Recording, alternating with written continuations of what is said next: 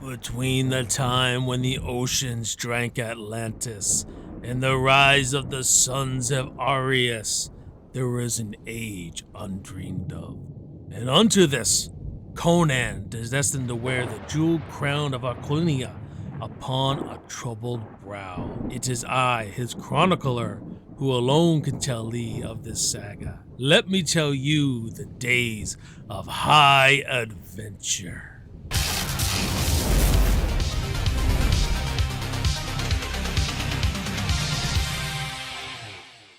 Conan the Barbarian was released in 1982, directed by John Milius, and starring Arnold Schwarzenegger, James Earl Jones, Sandhell Bergman, and Mako. A powerful warrior seeks to avenge the genocide of his people and the murder of his parents at the hands of a snake cult. What's going on, everyone? Welcome back to the channel. My name is Jason. You're watching Backtrack Cinema, and welcome to my review of Conan the Barbarian. I've been dying to do this review for so long, but for whatever reason, just never fell into what I was doing. So we finally are tackling Conan the Barbarian. I absolutely adored this movie as a child. I watched it so many times. I watched this, The Beastmaster, all these kind of fantasy movies when I was a kid. This was like my favorite fantasy movie for so long until Lord of the Rings come out. And I mean, kind of hard to beat Lord of the Rings. I have a lot of love for Conan the Barbarian, even though, you know, you look back at it now, it is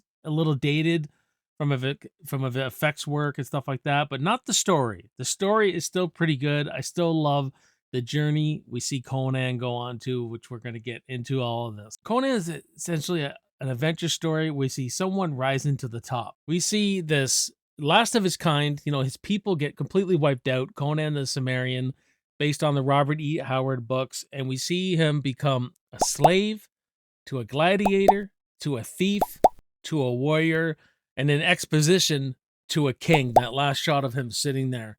But that is another story. You know what I mean? We follow Conan and his journey and his thirst for revenge, which is very much a part of the character, and I'm glad they really focus in on that, right? This is a vicious character from what I'm told in the books, right? And I really think Conan needs the Lord of the Rings treatment. We need to go big budget, big, and do these movies and do a really cool trilogy or a really cool series, you know what I mean? They originally wanted this to be a really good trilogy where it was going to go on a complete arc and everything like that, and it was going to be called the Sword Trilogy, which, you know, the riddle of steel and the sword and, you know, all that kind of stuff that has to do with Conan's lore and mythology and all that. What I really love about this movie is that cinematography and the visuals. There's really not a lot of dialogue going on a lot, and it's all carried by the visuals and the music, the world building. They bring you right into this world, the mythology. There's just so much in here that I really think they did a really good job in. I want to talk about that score right away. This is one of the greatest scores you'll hear, and how it plays into the movie. The scenes all speak for themselves with the music. I mean, when we see Conan's whole village get wiped out, his whole people get wiped out, it's all music.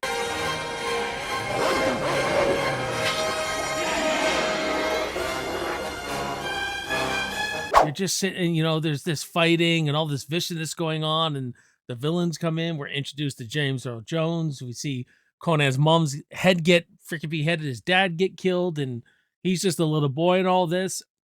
And you're feeling everything because of that music. It's a great score. If Basil something, I cannot pronounce this dude's last name, but Pelodorius or something, I can't remember. But he also did the RoboCop score. If you guys like that score too, he did a fantastic job. The movie starts off with that great narration of Mako, and Mako doing that narration as the wizard through this whole thing is amazing, right? And then it comes in with that freaking dun dun dun dun dun dun dun dun dun dun dun dun. It's just excellent, and we're making that gorgeous freaking sword band. It's just amazing, and the father teaching the son about life and about his god Krom. They value steel and how to make swords and all this kind of stuff. This really establishing what these people are all about. And in the romance scenes and everything, there's great music going through that. Like every piece of music in this is really amping these scenes up and getting you into these scenes and making you feel what all these scenes are about. So the movie's nothing without this music. The music is absolutely the heart and driving this thing, man, completely. And Arnold as Conan, this is, the first breakthrough, really the first real breakthrough movie of Arnold Schwarzenegger, Mr. Olympia. And he is jacked in here. I could see why he was the only guy to play Conan, man. They had they couldn't find a stunt man for Arnold because no one looked like him. So he did all his own stunts in here. When he falls down the tomb and everything like that, and he finds the sword of this old king and everything like that. Just he's amazing in this. Doesn't talk a whole lot, but he doesn't need to.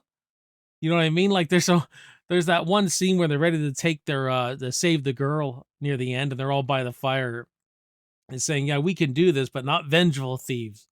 You know what I mean? Because Arnold, this is where they staked Arnold on the tree of Wu and all that kind of stuff, and he's saying nothing, just sharpening his sword, and he's just looking at them, and he looks at his woman, and he looks at Sabuka, I think. I forget his name. It's his Asian friend he meets, right? And he keeps sharpening his stone like that. Just amazing.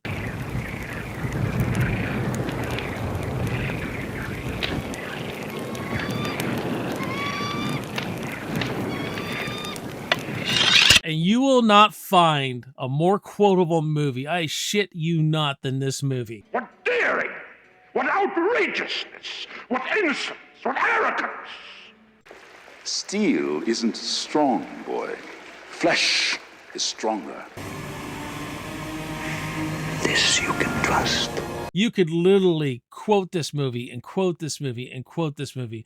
Now, I say that a lot about a lot of 80s movies, but my goodness, it is absolutely amazing. Some of the one-liners in this. Now, some of them are just cool one-liners, but some of them go a little more deeper than that. Like some of the stuff the narration of Mako is saying when Conan becomes this gladiator and stuff, he's like, he did not care anymore. Life and death the same. All that he cared about is that the crowd was there to meet him with howls of lust and fury.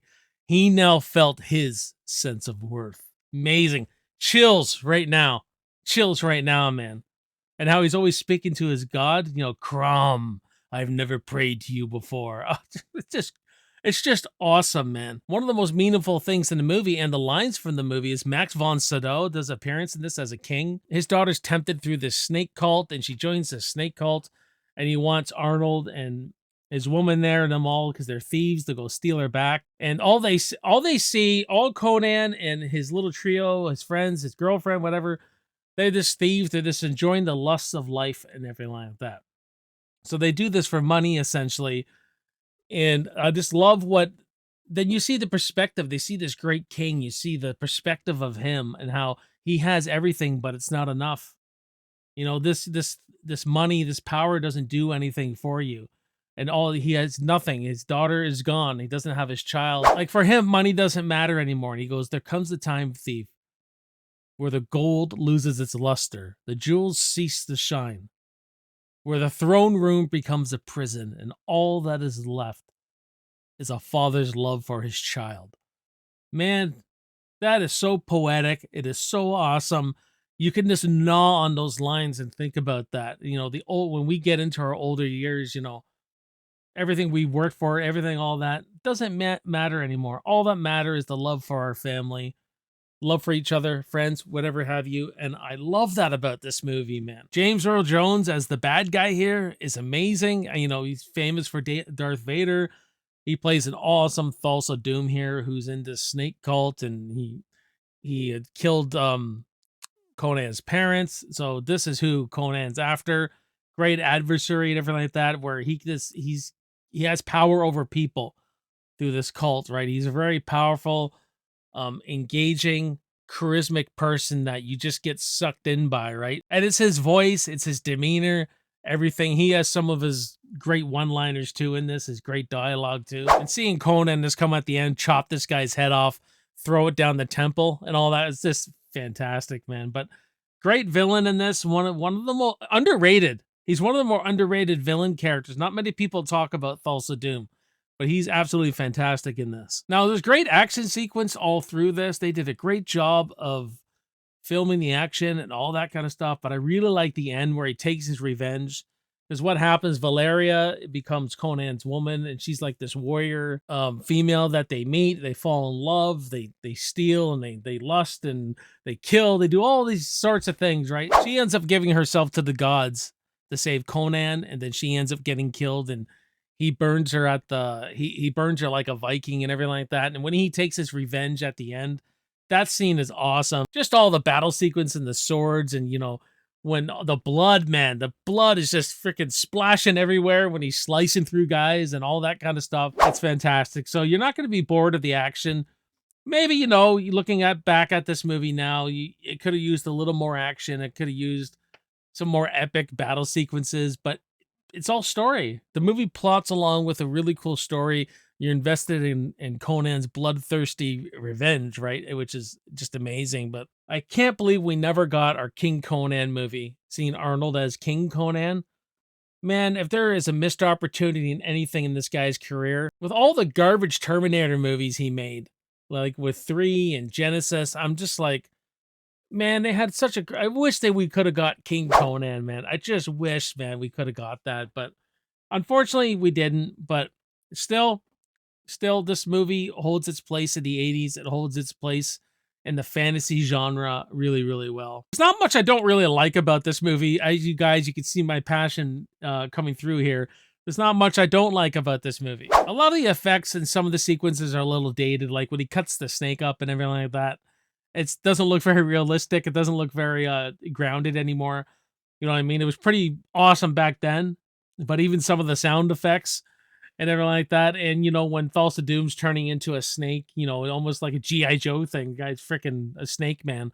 You know, I think for its day, it was probably really good, but so doesn't hold up as much like some other things do. This movie doesn't hold up in the effects department, I think, as much, but it doesn't take me away from the movie. That's why I'm like, it doesn't really bother me to that point, but there's a little nitpick there, but I really, really dig the hell out of this movie. I love Conan for so many reasons. The character, the dialogue, the music. It's just, there's so many great things to be had in this movie, right? Yet it's such a simple story too. A guy going after his revenge, but there's so much poetic dialogue in it, and the way they take you on this journey, and how through all this revenge he falls in love, and he's got to choose. Should I go after my revenge or go after this love for this woman? And this was his queen. This is who he wanted her to sit beside him. And his story is a sad story, like the guy says in it, right? My master's story was a tale of sorrow. I mean, chills, man. The dialogue in this movie is fantastic, man. But if you haven't seen Conan, you guys got to go give this movie a go. This is just one hell of a fantastic film, man. That I just adore Conan the Barbarian. So on your next movie night, you want to put on some fantasy, go back and revisit Conan the Barbarian. You'll have a good, entertaining time. You're going to get a jacked Arnold, and you're going to get some bloodthirsty revenge. I'm going to give Conan the Barbarian from 1982 a solid B. What about you guys? Let me know what you think of Conan the Barbarian. Do you like it? Don't you like it? Let me know in those comments. We'll have a great discussion on Conan the Barbarian and Arnold Schwarzenegger films and all that jazz. Had a ton of fun doing this review, guys. I thank you for watching, as always. My name is Jason. You're watching Backtrack Cinema. I'll see you next time, and I'll see you in the movies. Cheers.